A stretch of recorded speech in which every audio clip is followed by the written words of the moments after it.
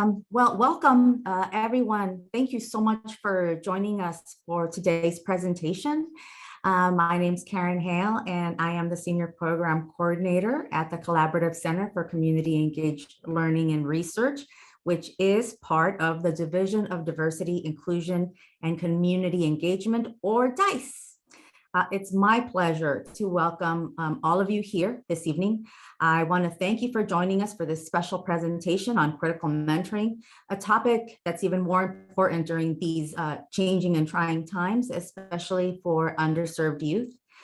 This event is being recorded, and by staying in this session, you are agreeing to be recorded. So at this time, I would like to invite the Associate Vice Chancellor for Educational Equity in the Division of Diversity, Inclusion, and Community Engagement, Dr. Tiffany Butler, to bring open our session on behalf of Rutgers University. Dr. Butler. Thank you so much for that introduction, and you took my first couple of lines was just to introduce myself. So good evening, everyone. It's so exciting. I'm so excited to see all of you here tonight. Sometimes I would say when I was a kid back in church, we would say, it's nice to see your face in the place. And so I say that I'll say that to you tonight. My name is Dr. Tiffany Butler. I'm the Associate Vice Chancellor for Educational Equity in the Division of Diversity, Inclusion, and Community Engagement, or DICE, as we affectionately call it. My pronouns are she, her, hers. And so welcome to Access Week 2022. Today is our second day of Access Week, and the aim of Access Week is to create campus awareness of the need for an equity mindset to help all students thrive in service of unlocking pathways to success.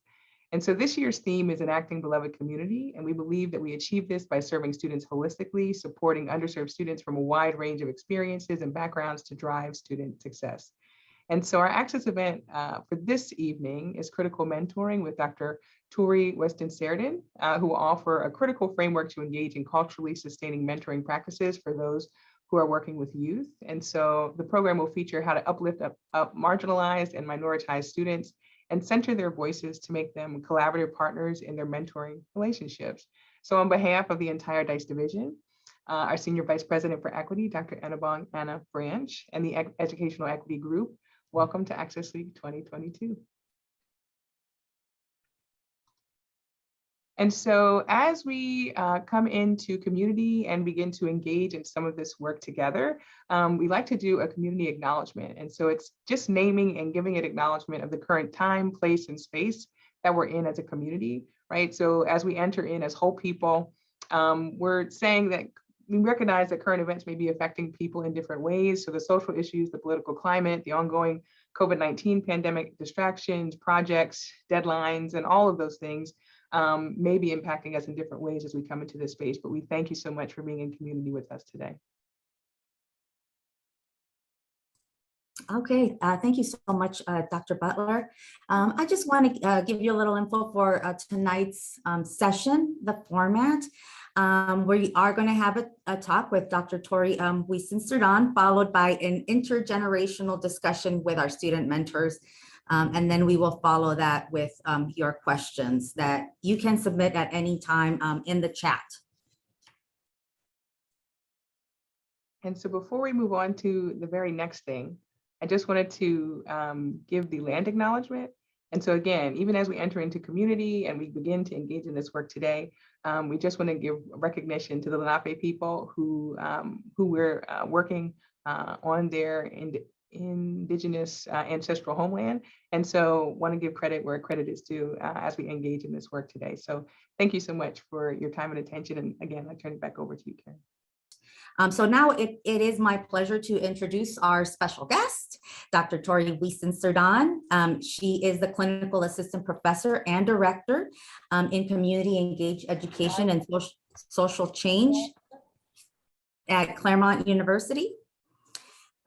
She has 15 years of teaching and youth programming experience.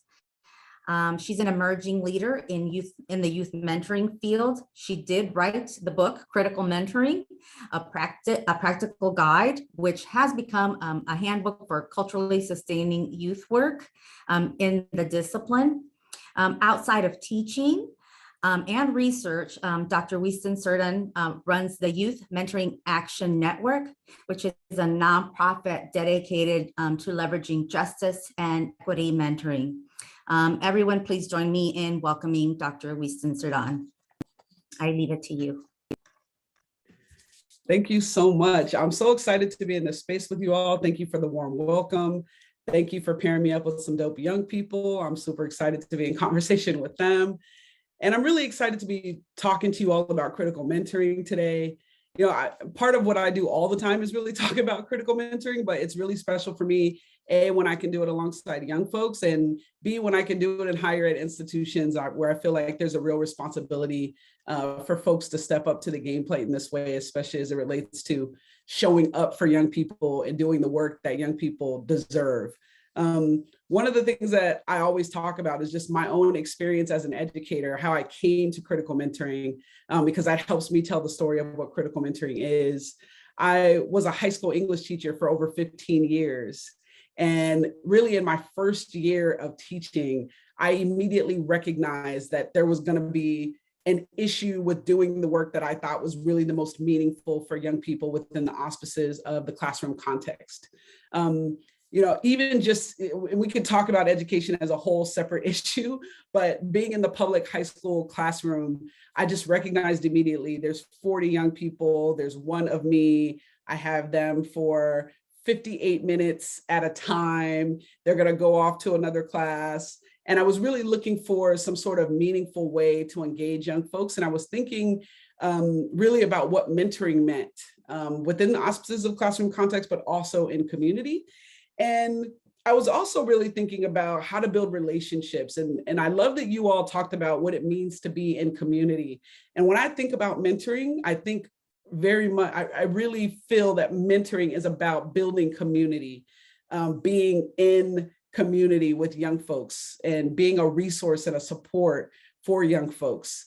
And I also tell the story about sort of my first experience of sort of doing mentoring. I like to tell folks that because I was a high school English teacher and I sort of saw these deficits and I saw that there was a lack of connection that was happening in the high school classroom, I turned to mentoring for sort of this other option. But as I was studying mentoring, I was still doing things that didn't quite line up to this idea or live up to this promise, I think, in terms of what young people deserved in relationship to mentoring. And so what I did was I studied all the best practice guides. I looked at all the research. I looked at all of what folks said was the right way to set up a mentoring program. And I did that. And then I proceeded for a year to do mentoring to young people. And I'm very intentional in expressing that I did mentoring to young people for a full year. It was not done alongside them or in collaboration with them. It was done to them because I didn't have their voice in this process. But the one thing that I did that actually sort of made sort of reestablished me or really helped me to get on the right track was at the end of doing mentoring to young people. So we set up the program for a year, we did it. And at the end of the year, we asked them, talk to us about this process, give us some feedback. And really that was the best thing that I ever did, was to listen to what young people had to say. And really that initial conversation, young folks giving me that feedback and young folks being in community with me and being willing to teach me about what they need is really how critical mentoring came to be. And a few things that they said, first and foremost, which I've already noted, was that we don't see this as mentoring, right? So yes, you paired us with adults. We did some tutoring. We had some great conversations. Adults checked on us, so to speak, right? But we weren't centered in this process. That was one of the first things they said, was that no one asked us what we wanted. No one asked us what mentoring looked like. You just did it, right? And you did it sort of without our voice at the table. And I was thankful for this piece of advice, but it also helped me to think about the more reciprocal process that mentoring needed to be in order for it to be more effective. The other thing they said to me was that, you know, really the mentoring process ended up being very academic. You know, obviously I was a high school English teacher. I was college educated. So a lot of my ideas about mentoring were very much rooted in my privilege, rooted in my middle classness. And all of those ideas sort of came to bear in the mentoring program that I brought together. And young folks said, you know, we get a lot of adults telling us sort of all the time to do well in school, to go off to college, you know, to be to be real academic, but we don't get a lot of opportunities to engage with adults on other issues that matter to us. We don't get a lot of opportunities to talk to adults about what career paths we really want to go down, right? What types of things that we want to explore in terms of what makes us happy in life. And so they were really kind of steering me away from this idea that mentoring was explicitly about academic outcomes, right? So that was another thing that they checked me on. The other thing is they said, you know, while you are encouraging us to do well in school and to perform well academically, you're also not talking to us a lot about what that means for us in relationships to our identity, right? And of course, they're not saying things this way. I'm sort of summarizing, but we got into this conversation about, you know, one young person, for example, told me, you know, you've been kind of like on my case about, you know, doing well in my math class, but I had expressed to you during the course of the year that I wasn't feeling good about what was happening in my math class, that my teacher doesn't like me, they weren't calling on me, you know, she, and the young persons were like, she was hating on me, right? So some of that language. And a lot of the feedback that I was giving to young people was sort of the typical answers really rooted in my adultism, right? It was like, oh, you're not going to get along with everyone. You're not going to like everyone, but technically, you know, she's the boss. You have to do what she says, et cetera. And so I was really dismissing his ideas and his feelings about his own safety and how he was feeling in that classroom. And I was basically focusing on the fact that he needed to adjust, that he needed to change, right? So some of these core concepts came out like really early on in my exploration as a mentor. And it was young people that really taught me these lessons. And I started to think about what they said and started to process. And really what it meant was that I should not be doing mentoring to young people at all, right? I should be centering young people in the mentoring experiences. That in fact, young people really should have control over their own mentoring experiences. We like to say at the Youth Mentoring Action Network that young people deserve to have voice, power, and choice, right? That they should be partners and collaborators. We should be working alongside one another as we engage in this mentoring process that we call a relationship or a community, so to speak. The other thing was I needed to really start thinking outside of the academic sort of auspices, right? That mentoring in itself isn't, especially as it relates to BIPOC youth, should not just be centered on academic success or academic thriving. That in fact, a lot of what I thought was encouraging young people to be more academic or more rooted in academe was actually really stripping them of some key components of their identity and not really acknowledging ways that they were already thriving, right? Ways that they were already really doing good work. And it really just also assumed that every young person that I was working with wanted to go into sort of a formal higher education. But the last thing and the most important thing was that I was not considering the context of these young folks, right? I was not considering their identities. I was not considering the ways in which their identities had been marginalized, not only in schools, but also in society writ large. And so as I was sort of doing mentoring to them, I was also telling them that they needed to be the ones to change, that they needed to be the ones to fix themselves. I was not considering all the ways in which they were being harmed as a result of their identity. I was not considering all of the ways that they were being harmed or that violence was being done to them within institutions that were sort of trying to force them to navigate in a certain way or be in a certain way or show up, in a certain way. And so those critical mentoring lessons, really that young people taught me early on, is what came to be critical mentoring as folks know it today.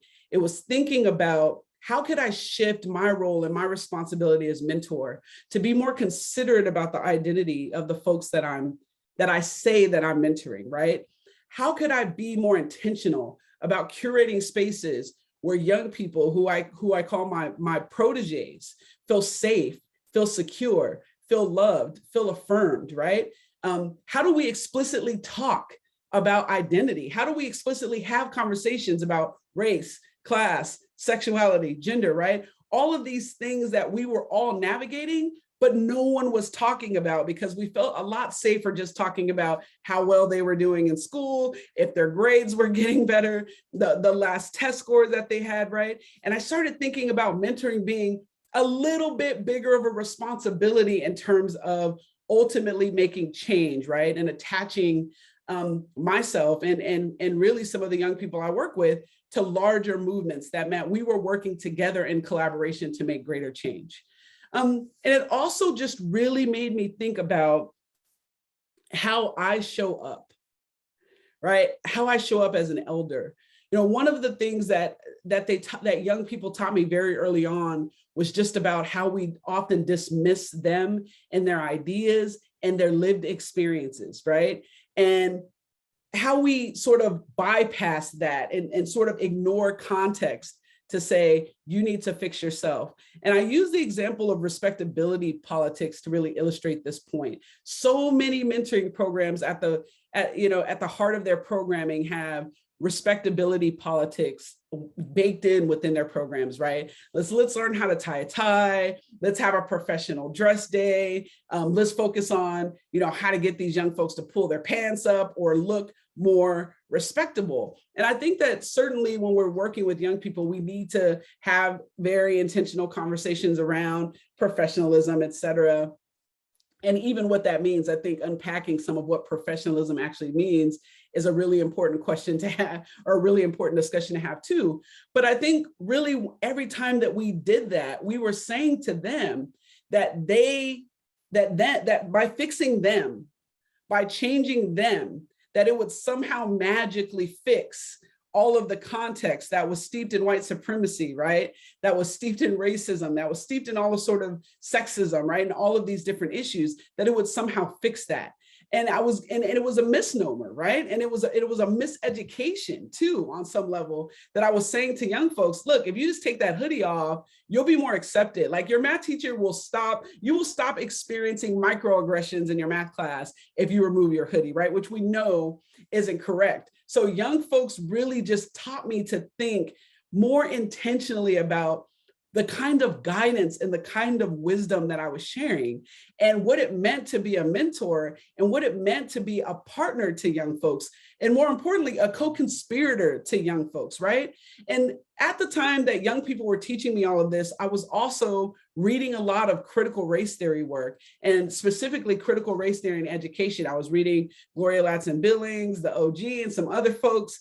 And I was really thinking about the conversations that they were having about race, right, and gender and sexuality, et cetera, ability, et cetera, within education, critical race theory in education. And I was thinking about how the nonprofit industry, primarily because a lot of those folks are the ones doing sort of community-based mentoring, was missing out on that conversation.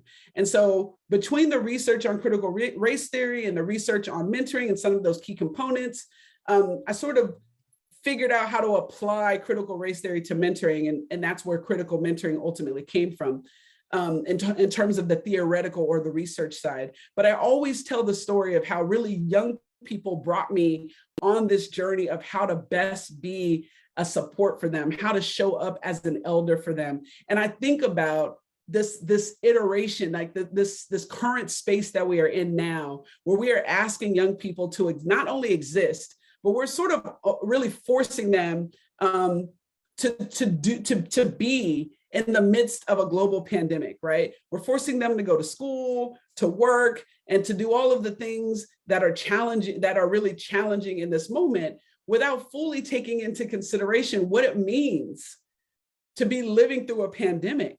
How many folks they've lost, how the pandemic has shifted what's happening economically within their household, right? How it's shifted what's happening in terms of generational connections in their household, right? We're asking them to show up to school, to benefit our ADA, to benefit capitalism, ultimately. We've asked them to have to show up for us in the midst of Freedom Summer, to fight on behalf of racial equity, because adults couldn't figure out how to get it done generations before, right? And it's not to discredit the folks who have come before us, and it's not to disrespect the folks that have come before us and the progress that we have made. But we also just need to acknowledge the reality that young people are inheriting, and that in this moment, we're asking them to do more and more and more. And a lot of it is because generationally, we have not been able to solve the problems that we say that we are so sort of eager to work on. And so when I think about critical mentoring and I think about its promise, I really think about, again, going back to this idea that adults need to show up, that elders need to show up in a way that makes sense for young people of today, that we need to consider what's happening in these white supremacist institutions. And we don't just need to help young people navigate the white supremacist institutions so that they can make it out on the other side. We need to begin to disrupt. We need to begin to dismantle. We need to begin to abolish. We need to, most importantly, dream and imagine what's possible on the other side. One of the reasons why I absolutely love working with young people is that young people still have this radical imagination that life on some level has beaten out of the rest of us who are elders. And I don't mean to make that sound so negative, but I'm just trying to keep it, 100% in here, is that this idea that we've all sort of adjusted or adapted to the toxicity that's around us, so much so that we don't even know, right? Like we have just become our trauma, and our trauma has become us. Like we don't even recognize this at some point. We're so busy sort of surviving.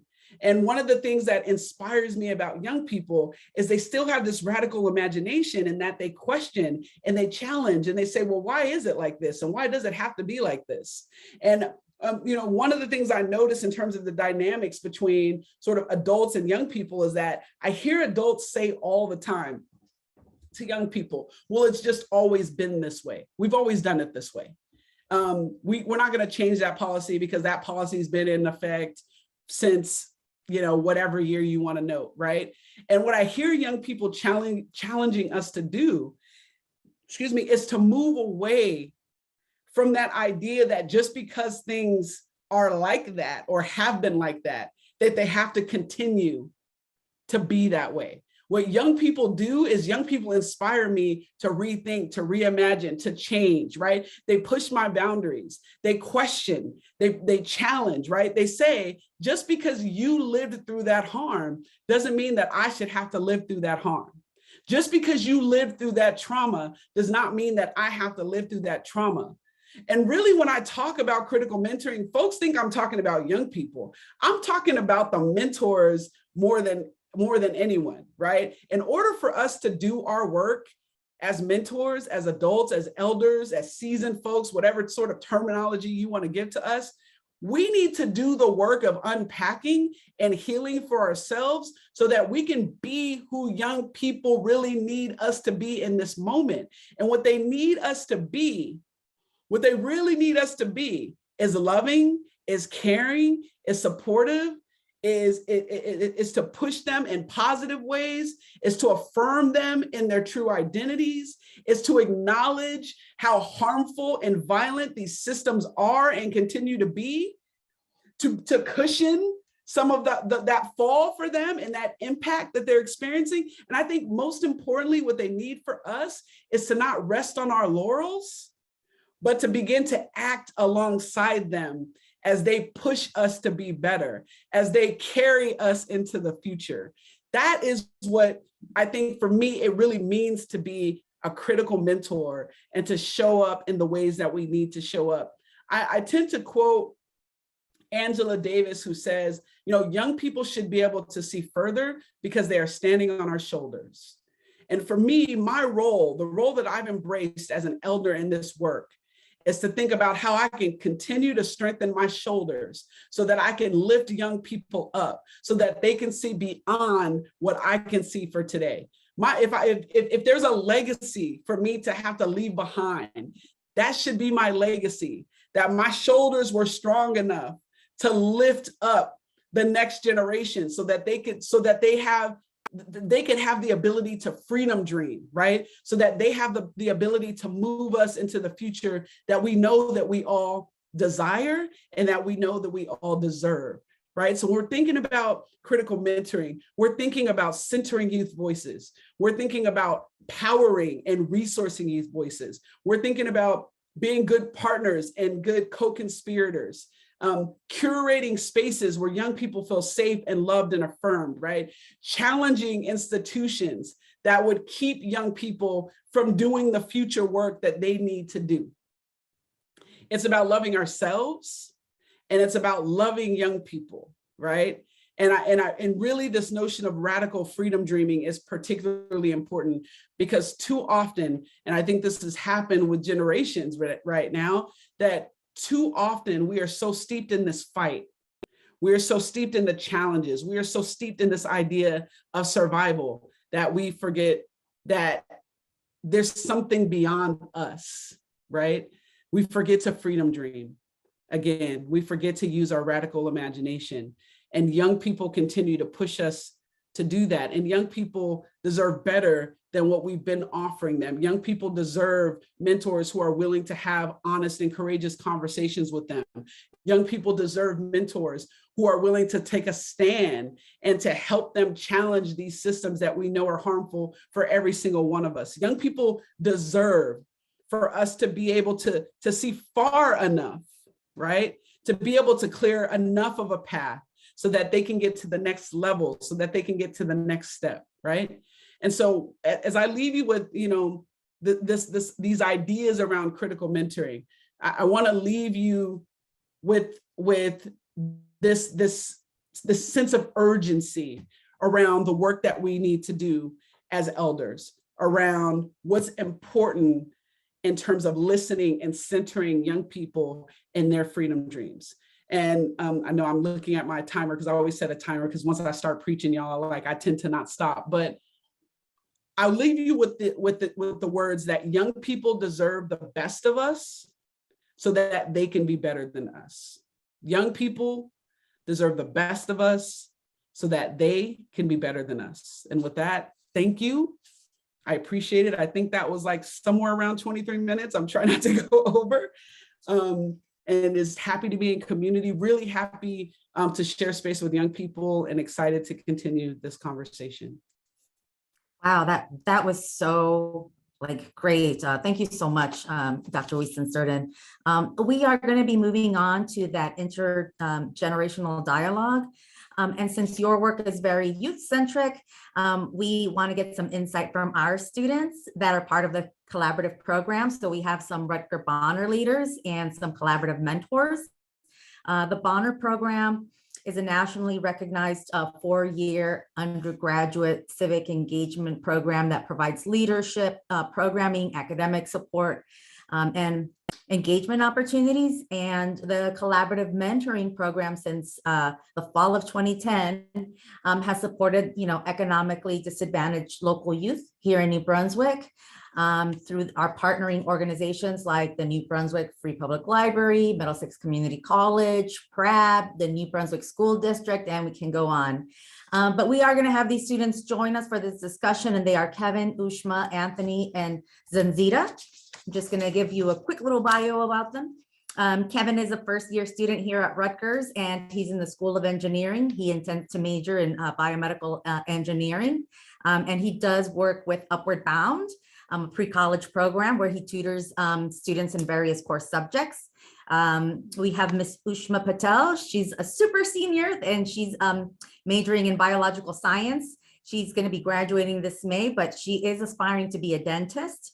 We also have Anthony Mazakas. He is a junior majoring in social work, and he's interested in child welfare work and would eventually like to become a program coordinator director for an organization that's serving children.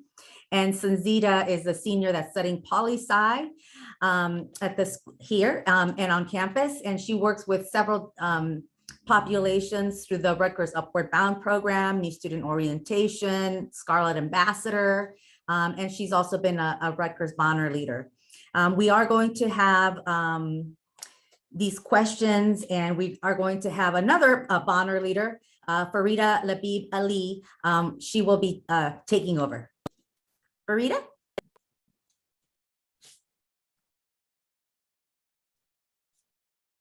Is she not here?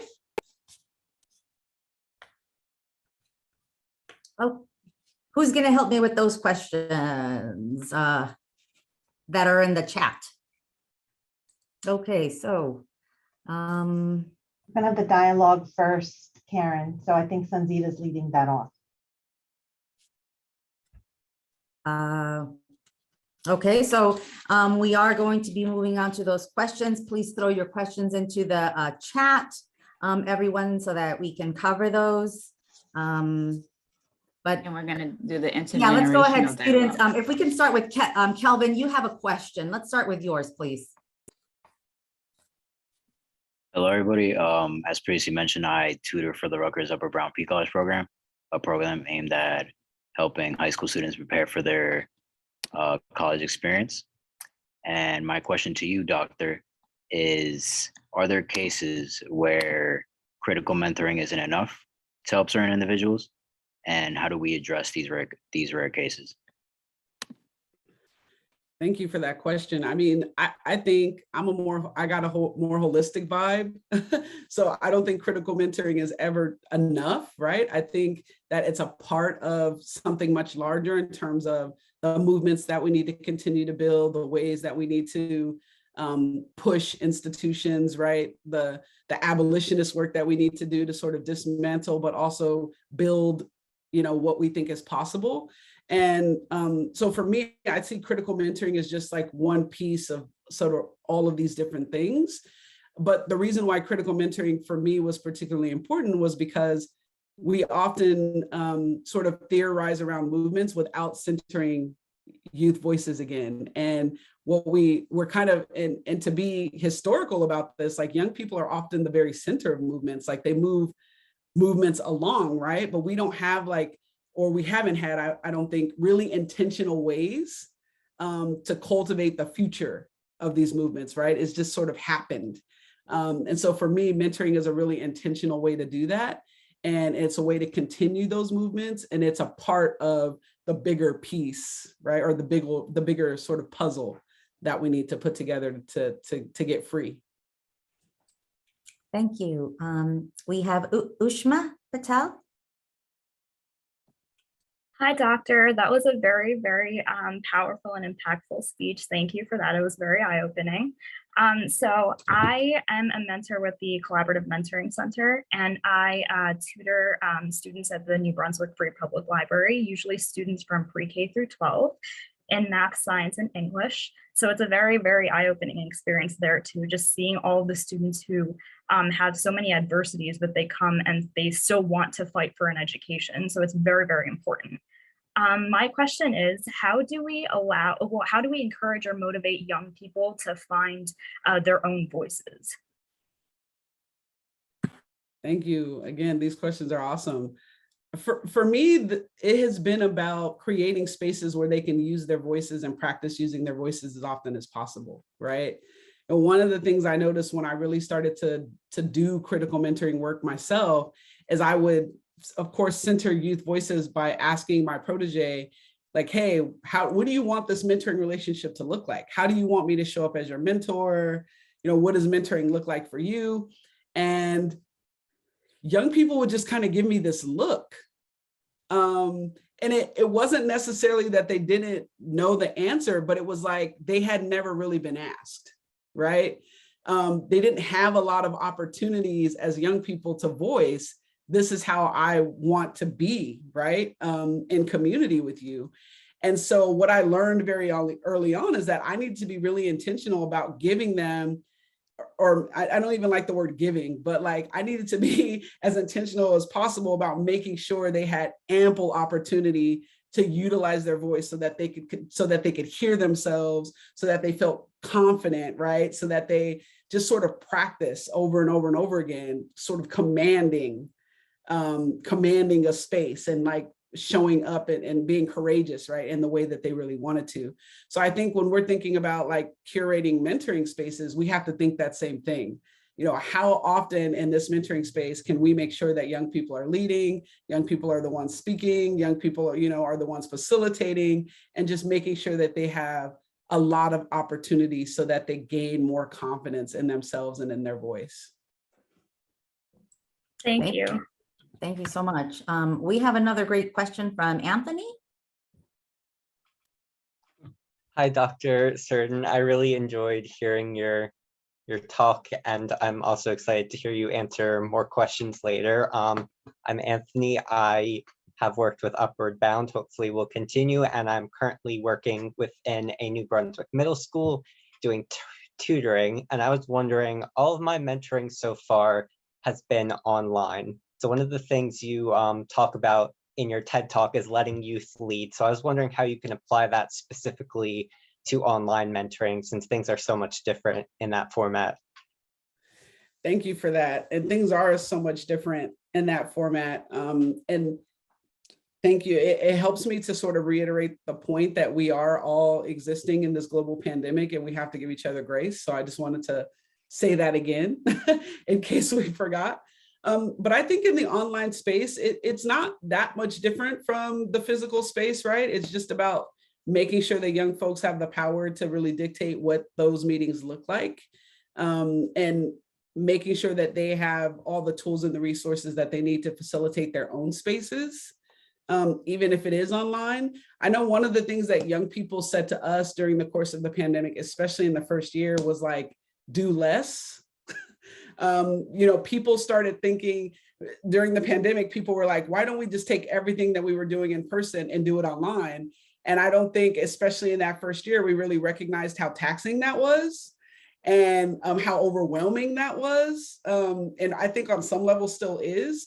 And so one of the lessons that young folks taught me about switching to virtual was we need to do less, be much more intentional, do fewer things, but do them in much more intentional ways, and just make sure that those spaces are powerful, rather than trying to transfer the same idea of like, oh, we meet once a week, so we're just going to meet once a week on Zoom, right?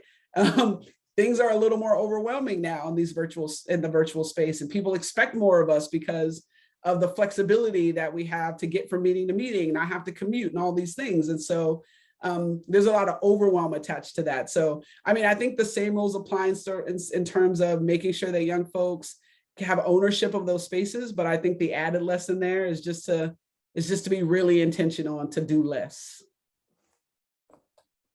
Thank you so much. And we have Zanzita. Hi, thank you so much for that talk, Dr. Weistan-Serdan. I literally still have goosebumps, if you can see. But hello, everybody. My name is Zanzita. My pronouns are she, hers. I am a Bonner leader. So for the past just about 4 years now, I've worked with a lot of underserved communities in New Brunswick and Piscataway. And I also tutored students in the Upward Bound program. And in my experience as a mentor for predominantly first generation students of color, I've seen that a lot of my mentees are discouraged by how pervasive systemic racism and institutional biases are. You know, they go on TikTok, Twitter, they watch the TV and they see people that look like them being brutalized by the police, the law enforcement, what have you. And a lot of the times from the conversations that I've had with those students, they feel like they want to give up in a world that doesn't respect them now and might not respect them in the future. So my question for you is, how do we ensure that those students don't lose hope in such a time where it's so easy to do so? And, you know, the political climate is so devastating. Thank you for that question. And my response is going to sound a little bit cheesy, but I truly believe what I'm about to say, and that's love. I really do believe that. I mean, I think so much of what we're seeing around us has to do with harm and violence and negativity. And I think especially for young folks with these marginalized identities, one of the best things that we can do is to sort of love ourselves to life, right? Just continue to affirm one another, continue to build spaces where we can heal, where we can process the harm that's been done. And that's why for me that component of critical mentoring that says, deal with these issues head on, right? Like, don't avoid them. Don't, focus, let's just focus on these grades, right? Like knowing that all of these things are going on. I think it's about processing that and taking opportunities to heal. I mean, a lot of the work that we've done with our young people in the last couple of years has been all around healing and wellness. Hiring therapists, BIPOC therapists, like making sure that they're in space as we process this, being really intentional about resourcing therapy for young folks because they may not be able to access it, but they need it. And so I think we have to center love, and I think we have to center healing. Thank you so much. That's really great. And I know we have more questions probably in the chat. So this is when Ms. Farida is going to take over.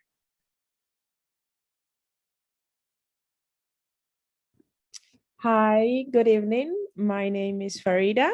I am a Bonner leader. Amy introduced me to this really great opportunity, so I'm really glad to meet you guys.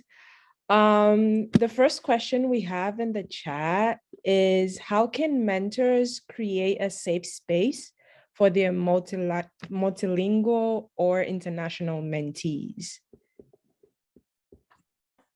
Thank you for that question. I did see that question, so thank you for that. Yeah, I mean, I think for me, the advice is universal, right? It really goes down to, or comes down to, how we create the spaces in the first place. Are we listening to the people that we say we're serving, right? So if you're looking to create spaces that target those particular youth, you should be working alongside those youth to create that space, right? You shouldn't be doing it and then bringing them in. You should be asking them, what does the ideal space look like?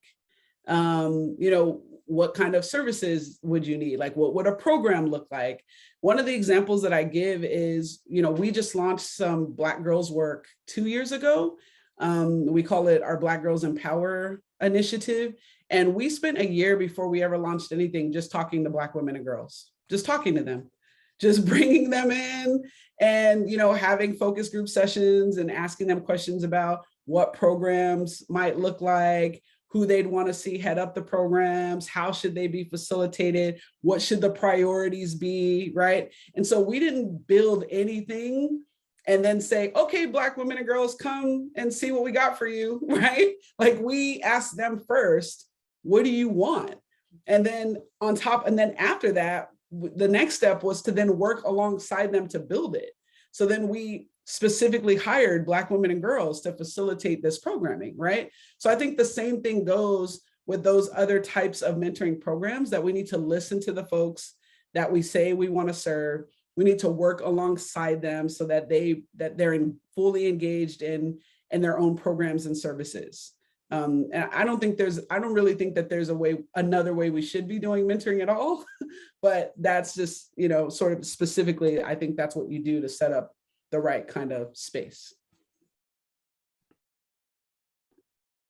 That's really great to hear. Inclusion in the community can also make the people in the community to be like they feel included in it if you listen to them in a way. Another question we have is, what are some strategies to handle and encourage the language or cultural differences? Again, this is going to sound funny too, but just like free, like being free. I think a lot of what happens, and folks sometimes get frustrated with me, like when I'm doing workshops or trainings and they're like, just give us strategies, like just tell us what to do, like give us a checklist. And I think a lot of what we do, especially when we're setting up programs for young people, is we overthink. We overprogram, right? Like, we have an answer for everything. We've decided the order of things, how the agenda is gonna go, like from minute to minute, right? Who's gonna say what, when they're gonna say it. And it doesn't allow for any freedom, right? And so then we have to kind of, as things happen, it's almost like we have to pivot, or we have to figure out, oh, how do I address this? When really in the first place, we really should just be in community with one another, and we should be building things just a little more organically, right? It doesn't mean that we can't plan, but we can't overthink things like how folks enter into the space. The best way to make sure that everyone feels safe entering the space is just to create a space where folks feel loved and affirmed, where we have community ground, understanding of how we're going to be in community with one another, right? And how we're going to support one another within these spaces. Because we tend to be in the mindset that we sort of have to police everything, then we're always sort of kind of looking to get ahead of problems, right? Instead of thinking the other way around, is just how can we just curate a really free liberatory space so that everyone feels safe. And then we don't have to worry about policing everything. That's very interesting and very, I'd say very wise. Thank you very much. The next question is, someone asked about what does mentor self-care look like? So I got kind of excited about that question. You know what? I'm in my bag on this mentoring self-care thing right now. Just radical rest, self-care, that is really important to me. You can't show up for someone else if you don't know how to show up for yourself. You can't be someone else's support if you're not whole yourself. And at some point during my talk, I said, a lot of my work with mentoring actually has nothing to do with young people. It's really a lot of talking to adults and telling adults to get their stuff together so that when they show up in spaces with young people, like they'll be better, right? And I think mentor self-care is in the same sort of arena, that we need to make sure that we understand what it means to take care of us, to love us, to affirm us. That's the only way you can model that and do that for young people, right? And it's going to be an ongoing practice. We're going to make mistakes. We're going to fail at it sometimes. But I think ultimately, all of the work that we're asking young people to do, it all starts with us, right? So it looks like sometimes not answering emails, right? It looks like taking a nap if you need a rest, right? It looks like saying no to things. People have a hard time with that, but it looks like saying no to stuff, right? And I'm actually talking to myself right now as well. It looks like taking breaks, it looks like, right now my dog is sitting there just across the room from me. And I'm like, it looks like taking time to just throw the ball with her for 5 or 10 minutes, because that gives both of us joy, right? So it looks like being really more intentional about doing that, so that when you do show up in front of a young person, you're a little more human, right? And you're a little more whole. That is very wise. My dad actually told me that one time, that if you don't, because I'm always like caring and always friendly with everyone, but he's like, if you don't, care for yourself, how can you care for others? And now I'm kind of embarrassed to say that he was right.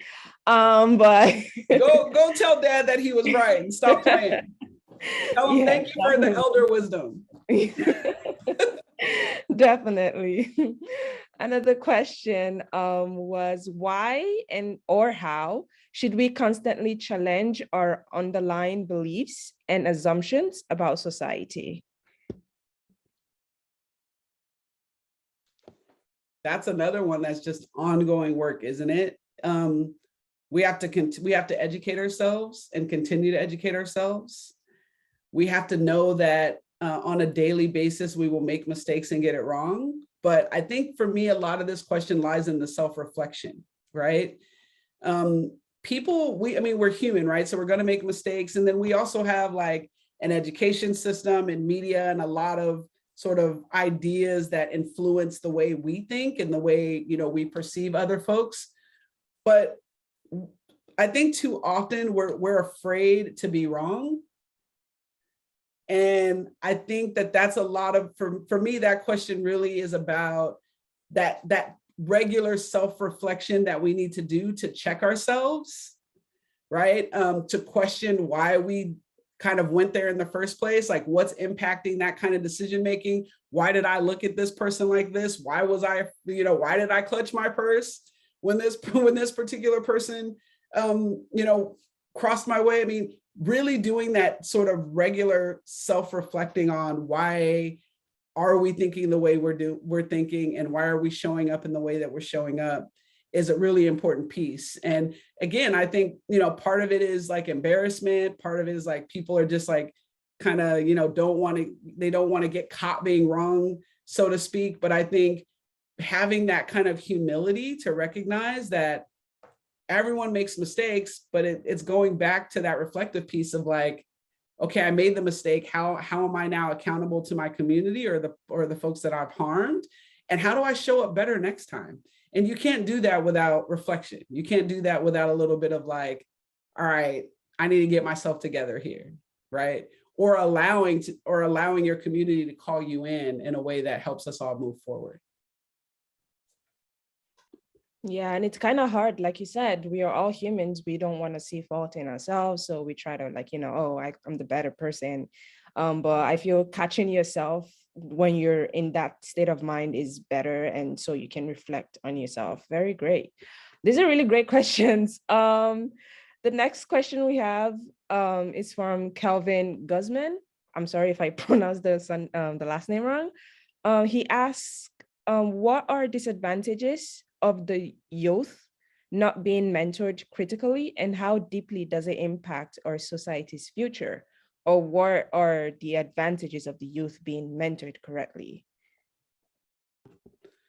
Ooh, so that's a good question. And Kelvin, I hope we can have a little bit of a conversation about this since we're both on the panel. But, for me, one of the things that I was concerned about was that I was actually doing harm in my mentoring because I wasn't acknowledging the reality of how toxic context could be for young folks, especially those with marginalized identities.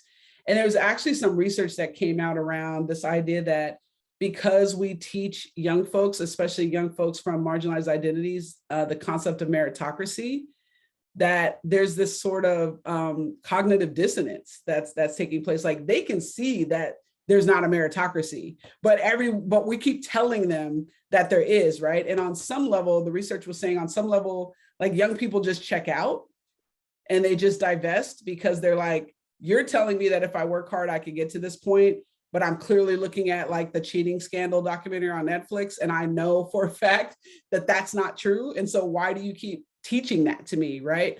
And so for me, the point of critical mentoring came down to being honest, right? And like acknowledging to young people, like, yeah, like this stuff is wrong.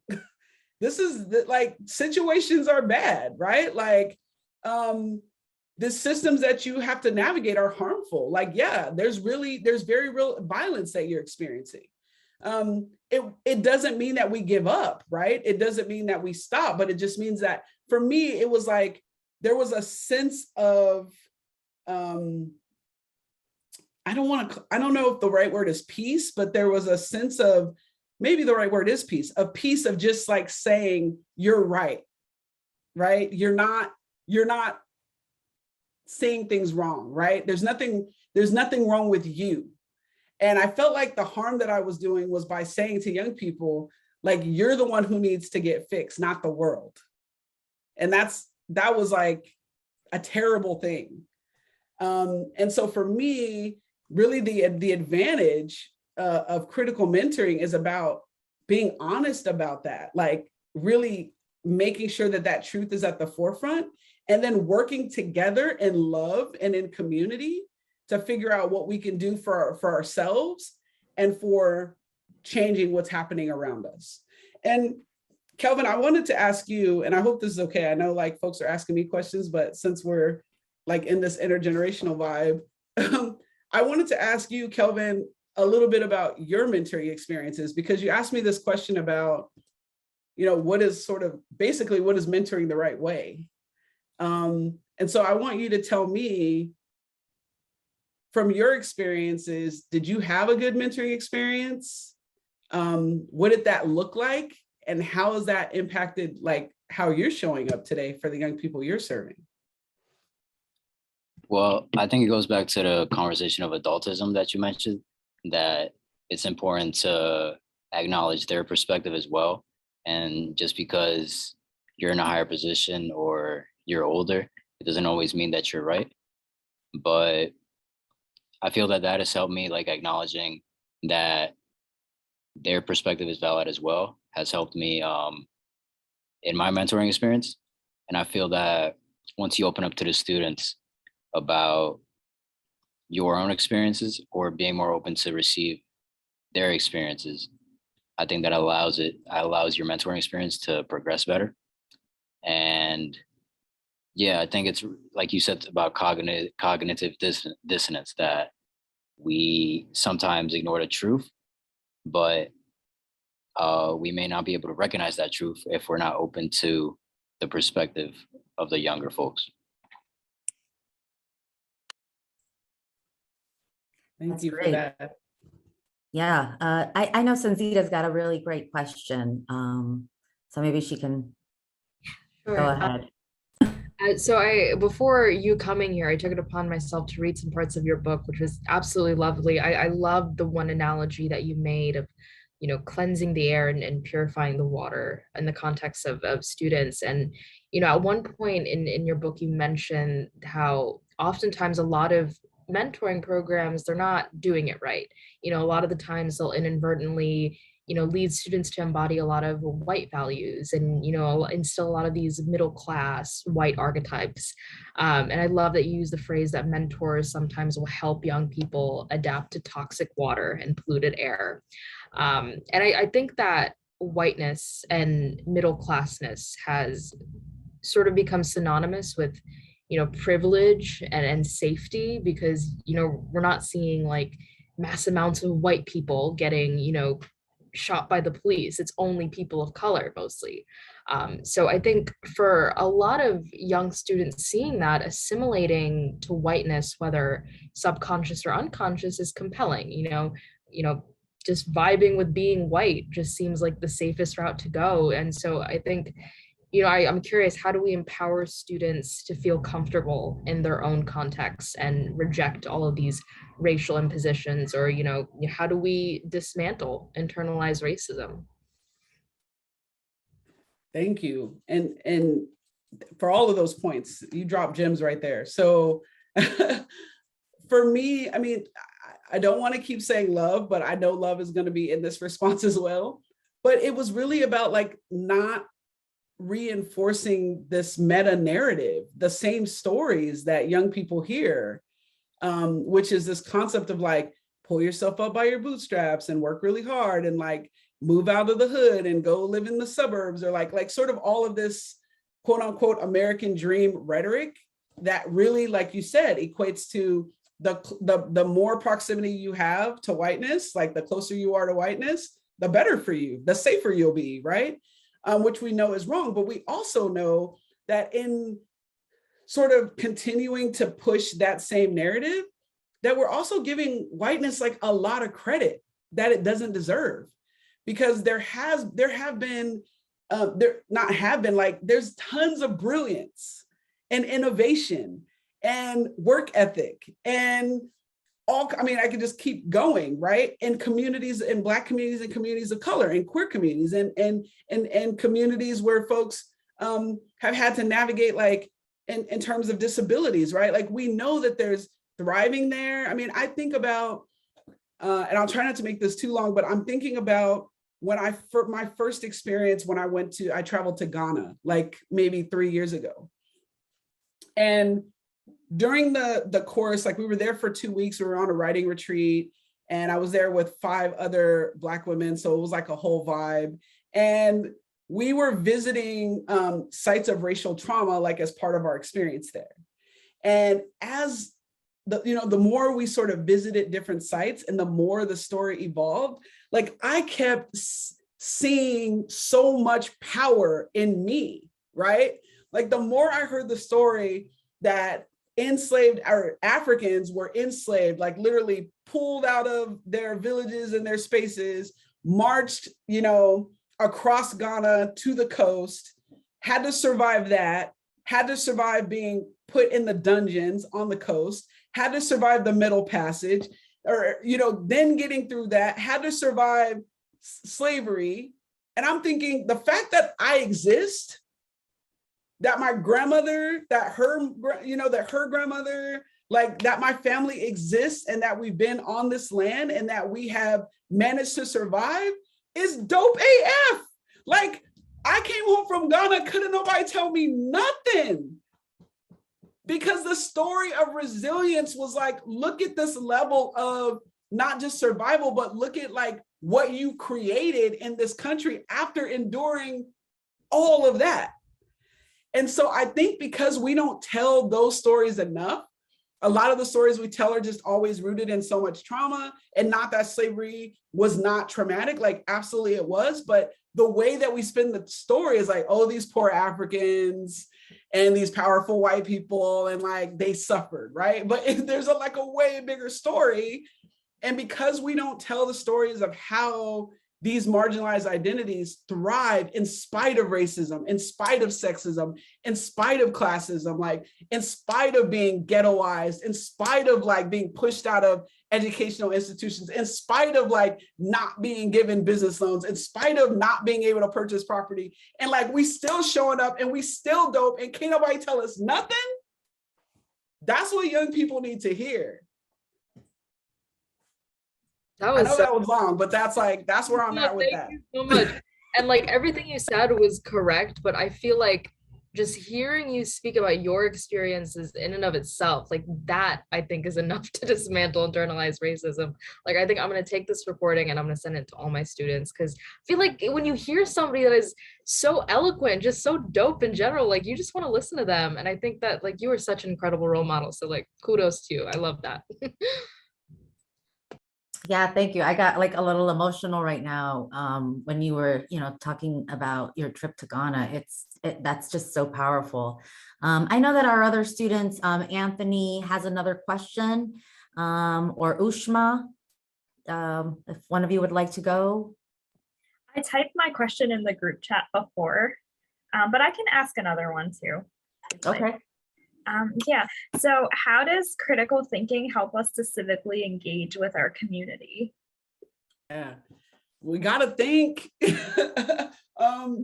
As an English teacher, that was one of the things that always frustrated me, was that like we talk about the majority of citizenry, and we're always kind of criticizing, their lack of ability to think, so to speak. But a lot of that comes from, the way that we ask young people to be passive during like the entire course of their education, right? Oh, listen to adults, write down notes from the lecture, regurgitate that back to me on the test, don't question authority, all of these different things. And then magically you're 18 years old, we're like, go vote for the president of the so-called free world.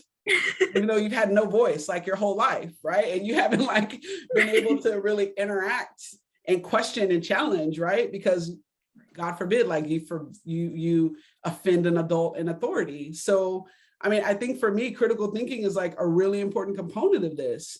It's not that we have to agree, but we definitely have to make sure that we instill in young folks the fact that critical thinking is important, and we have to teach them to question and weigh and challenge. I was thankful to be raised partially by my grandmother, who's a Black Panther.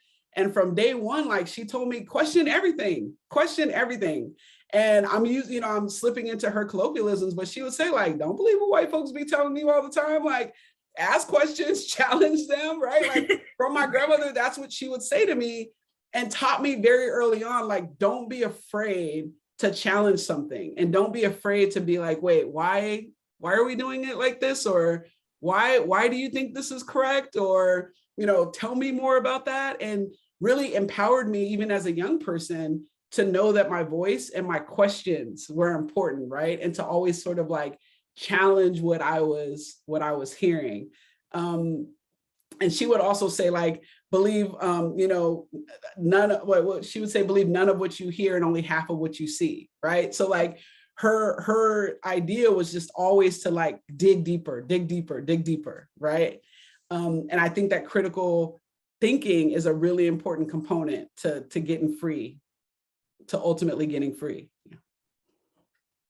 Thank you. Thank you so much. Let's see if any of our panelists have any other questions.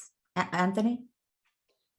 Yeah, I had a bit of a more personal question, but the high school that I graduated from, I know a group of students somewhat recently formed a No Place for Hate club. And actually tonight they're having a Board of Education meeting at the school, and there's at least one person bringing dissent against that club. And you can kind of like assume what someone who would dissent against a No Place for Hate club might be thinking. So I was wondering like what your response to those people would be. Like, what would you say to someone who's trying to disband student initiatives to be inclusive? I'll be honest, I don't know that there's too much I would say to them. I think a lot of what I would say would be directed to the young folks who are in the club, and would be focusing on affirming them and making sure that they build a safe space and that they understand, what it means to have to sort of navigate those kinds of folks. But one of the things that I'm feeling right now in this time and age that we're in is that, some folks, they don't want to learn. And so you have to work with the folks who do. Some people are calling that the movable middle. We got a lot of sort of terms for it, but I know for me, for my own sanity, and this is back to self-care and rest, for my own sanity, I am not engaging in conversations or arguments with folks who just want to believe what they want to believe. And I'd rather use my energy to build with folks who love me and to build with, with the folks who are going to imagine, what to do and are going to sort of be in the future with me, so to speak. And it doesn't mean that we shouldn't ever engage, but Anthony, I'm just giving you an honest answer based on sort of where we are in this moment in time and sort of how divisive things are. And I think one of the mistakes that we've made as folks who are like really engaged in these movements is that we keep thinking we can convince everyone to be on our side, right? And I think one of the lessons we need to learn is that like some folks, you got to get right or get left, so to speak, right? And so some folks are going to get left, and we have to decide where we use our energy. Do we use our energy and try to convince the folks that don't want to be convinced, or do I use my energy in loving myself and loving my community and getting us free? I appreciate the honest answer. Thank you. Yeah, no worries. Thank you. I also just want to say, because this is cracking me up in the chat, how Dr. Butler keeps saying things like currently questioning everything or currently not being told nothing. I'm totally going to use that. It's cracking me up. Okay, so we've got some more questions from the chat. Yes, Naitri Patel asked, the core of critical mentoring is placing youth at the center. How do you think that mentoring has evolved, especially in settings like schools, to incorporate this idea of youth-centered, norm-challenging mentoring? And do you see any improvements with critical mentoring over the years? Yeah, thank you for that question. I have seen a lot of folks try to take critical mentoring on, and a lot of folks be, successful with that.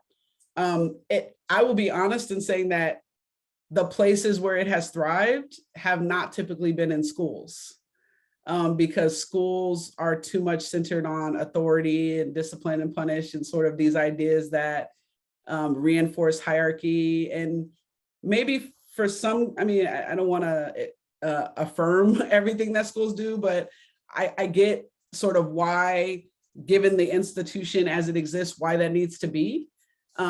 So people sort of feign being youth-centered in schools, but a lot of where I've seen critical mentoring thrive has been in community organizations and nonprofit organizations, where they really take the dive and they do the work of making sure that they center young people. They put young people on their board of directors. They employ young people. Young people are facilitating programs and events. Young people are really, they have voice, power, and choice within the organization. So I'm not saying that it's not possible in schools. I just think really the way that schools are set up, it's kind of always going to be a challenge. But I have seen it done really well in places. Kingmakers of Oakland is a space for Black men and boys that is just absolutely, I think, like an incredible critical mentoring space that I would highlight as someone who's really doing a group that's really doing the work. And I think folks have been talking more about equity in relationship to mentoring because of critical mentoring. I think they've been thinking more about what it means to move the needle and moving mentoring away from this top-down hierarchical process that's rooted in white supremacy and really trying to unpack that. So I do think that there have been improvements, but just to your point about like what it looks like in schools, I don't see it done as well in schools as I have sort of in other more community centers. That's quite discouraging, I guess. We should definitely have this in schools, but you know, we learn each day, I guess. So Susan says that she's glad you brought up mistakes, but how do we earn back young people's trust when things go wrong? Thank you. And I'm sorry for that movement. My dog was going to bark all through the rest of this if I didn't let her out. So yeah, you're right. Like, I think that's a really good question to ask, just about like, how do we earn back young people's trust? I think I'm writing about this right now. Actually, one of the things that I was thinking about is acknowledgement, right? Just actually acknowledging that we've been wrong. You know, I was thinking, and I was even talking to my mom about this, about the times in my childhood that she was so wrong, but just never even acknowledged it, just kind of moved on, because adults have the power to do that, right? And you just kind of have to sit with it. I think like one of the most important things we can do is just acknowledge, like, yeah, my bad, I messed up, I didn't consider that, like I didn't listen to you, right? I dismissed you. Owning that, you know, it's back to accountability, right? And being openly accountable, right? And it also goes back to this idea that you all named, is in terms of being in community. When you're in community with folks and you make mistakes, you acknowledge and you own up that you made a mistake, right? You're accountable for that, and then you figure out how to restore things, right? How to sort of fix the harm as best as you can. And so for me, when I think about trying to earn back young people's trust, I think about acknowledging first, right? Just saying, I'm sorry, I messed up, that was wrong.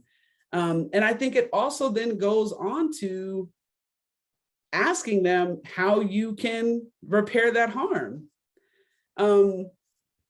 Saying to them, like, I know I've hurt you in this way, or I've dismissed you, or whatever the case is. How can I earn your trust again, right? Like, how can I be back in community with you? You know, what does it look like, you know, for us to get back to where we were? And then really sort of going with that process. And that's specifically for young people, but I also think that's just within our movements generally too, because right now there's just, you know, all this cancel culture, you know, sort of, it's one thing to be, you know, upset at cancel culture because you've been canceled. But I think it's another thing to really, really think critically about what it means, you know, for us to just, we're humans, right? Like, for us to acknowledge our humanity and acknowledge that folks are going to do harm and make mistakes.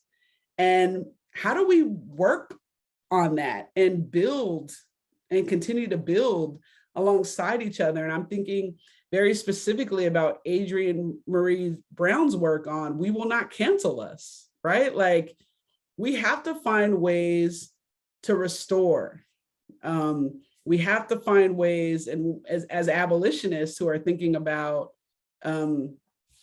what it means to sort of dismantle this concept of discipline and punishment, and then replace it with like things like restorative justice, you know, we have to spend more time figuring out, you know, what it means when people are messy humans, because we are. And so what do we do? You know, what does forgiveness look like? What does restoration look like? And I think that that's some of the work we need to do. But I think that starts with acknowledgement. I think accountability is a part of it. And I think, you know, directly asking the person that you've harmed, you know, what it looks like to be restored. Yes, we're all human. I'll keep saying that to myself.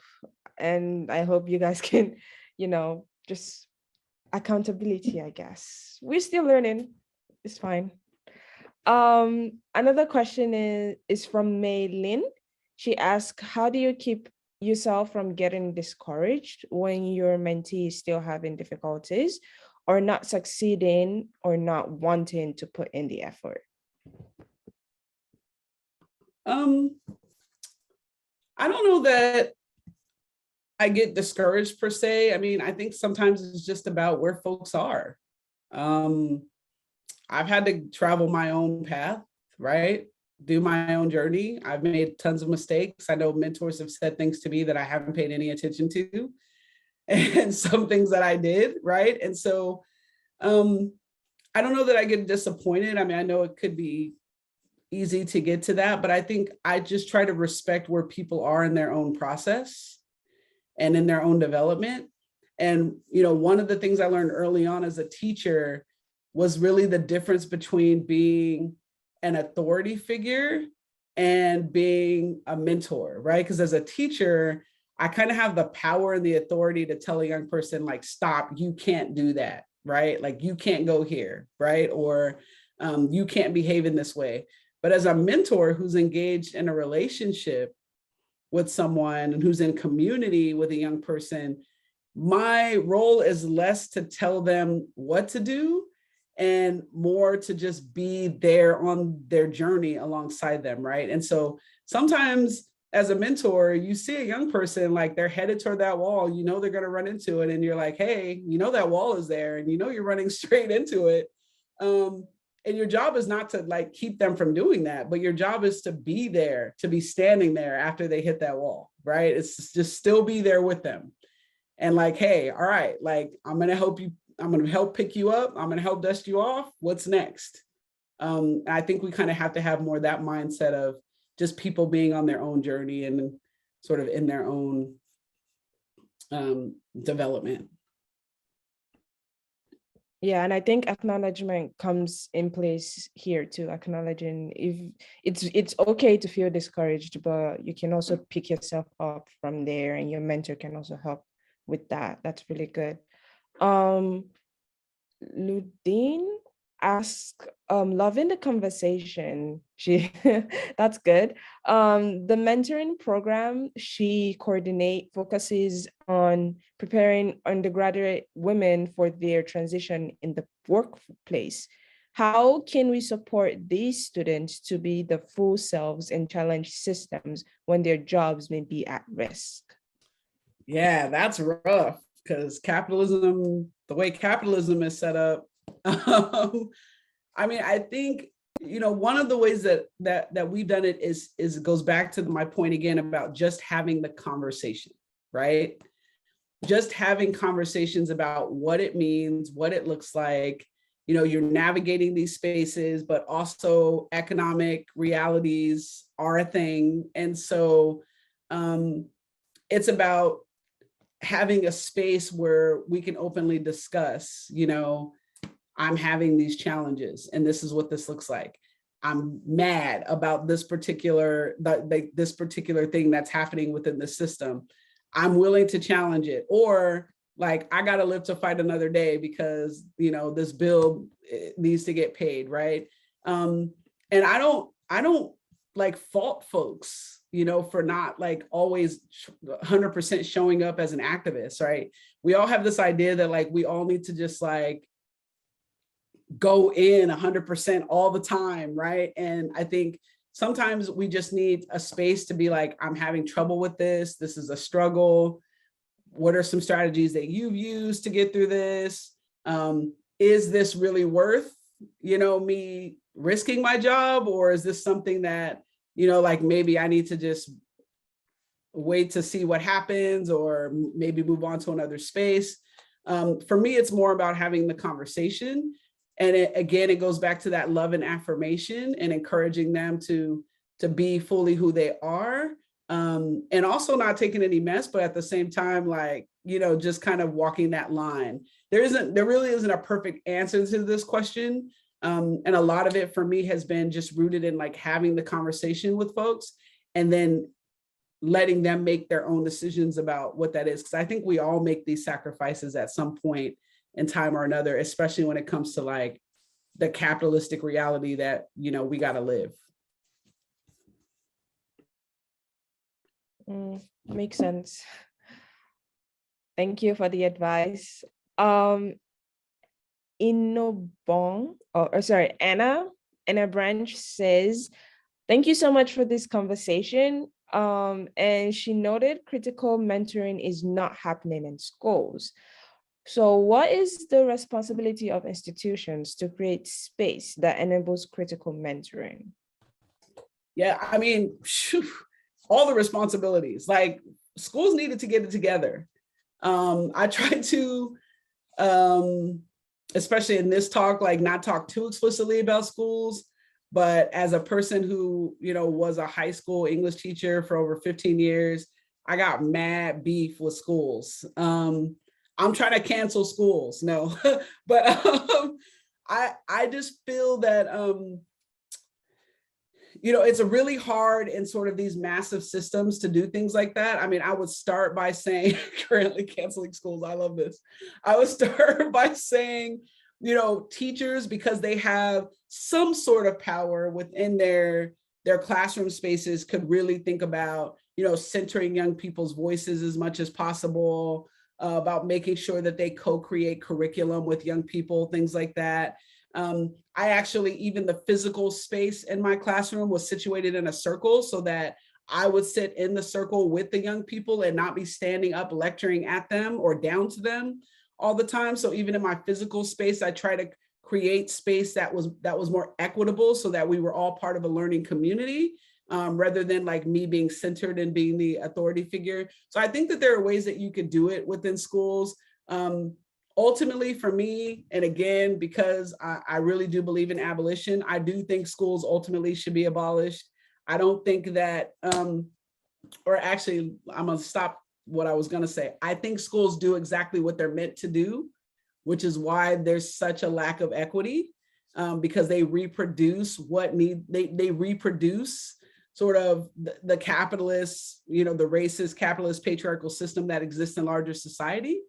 So it's sort of a training ground for that. I was actually hoping that during that the pandemic would break schools, that during the pandemic, we would sort of divest and all find more community-centered, holistic spaces where we could educate our young folks and not really be depending on schools as much. So I was sad that that didn't happen, but I also, again, understand that the capitalist reasons why, all parents can't divest.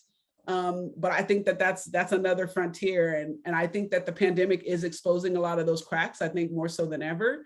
And I'm just hoping we figure out exactly what we need to do with schools. Wow, we've really covered a lot of questions today, and it's just been so great. I really want to thank you for your insight today, Dr. Weistan-Serdan. So as we bring this workshop now to a close, there will be a survey link in the chat. So if everyone that attended could please, just take a moment to provide some feedback on the presentation today, and tell us about any topics that you'd like to have covered for future, webinars, workshops. We hope that you can tell us maybe some takeaways that you got from this workshop, and we also hope that you can put some of these things into practice, right, in your life as you're out there as mentors. So I really want to thank everyone from DICE, the Division of Diversity, Inclusion, and Community Engagement. I want to thank Dr. Butler, the student mentors, everyone at the collaborative staff, and of course, I want to thank you for being a part of this event. So on behalf of Rutgers University and the Collaborative Center for Community Engaged Learning and Research, thank you for making time from your busy schedule, I know, to just join us, for this Access Week. I wish all of you a very nice evening. We do encourage you to check out the other events because this is only Tuesday. We have many more wonderful events during Access Week. So I want you guys to check them all out. So if you do have any additional questions, you can email the collaborative at civics@rutgers.edu.